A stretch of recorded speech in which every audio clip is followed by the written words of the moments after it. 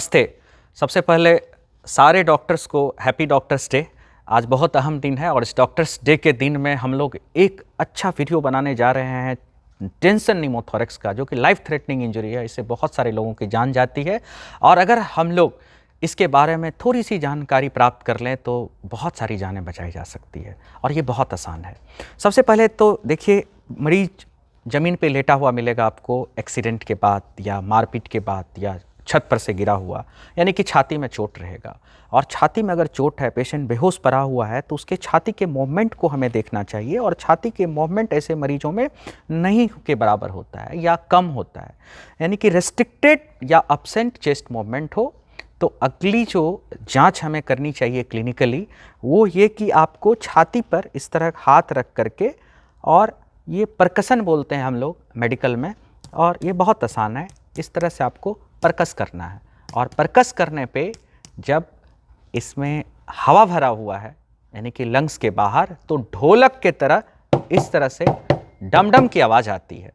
और अगर ऐसा हो तो आप स्टेज से या कान से आप उसके छाती में हवा जा रहा है कि नहीं इसको सुन सकते हैं। ऐसे तो मैं आपको स्टेज से बता रहा हूँ, लेकिन आप कान भी लगा करके सुन सकते हैं छाती पे। और जब कान लगाएंगे तो साइलेंट चेस्ट दिखेगा, यानी कि कुछ नहीं सुनाई देगा।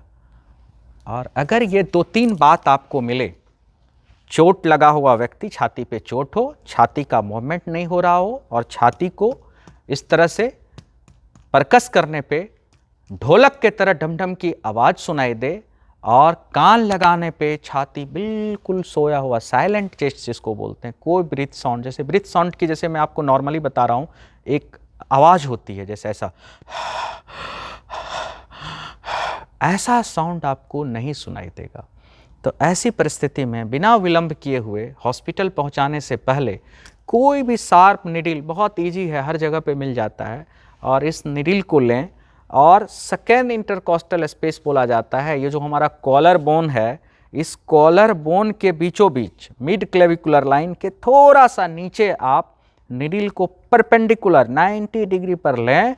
और जब आप डालेंगे तो चूंकि हवा भरा हुआ है, ये सब हवा बाहर आ जाएगा और फेफड़ा जो सिकुड़ा हुआ था वो फैल जाएगा। देखिए किस तरह से हवा इसमें से निकलेगा, गस ऑफ एयर आता है इस तरह से की आवाज़ करके। और इतना अगर आप कर देते हैं तो इस मरीज के लिए चमत्कार हो जाता है, आप फरिश्ता के तरह काम करेंगे।